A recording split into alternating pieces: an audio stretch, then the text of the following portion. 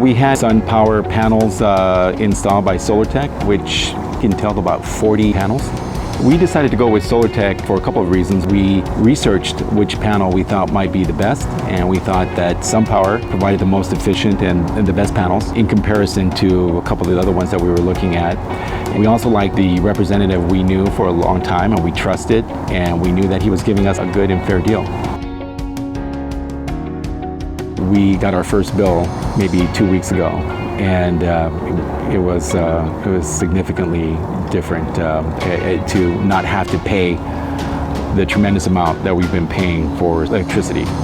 And so that's, we noticed right away. That was 2 weeks ago. The previous SDG&E bill was over $800, and the bill we just got was for $75. When we had the solar panels installed, we were anticipating that we want to have an electric car in the future. And so we had a 240 volt outlet installed inside the garage so that we would be able to be ready to buy an electric car at any time right now.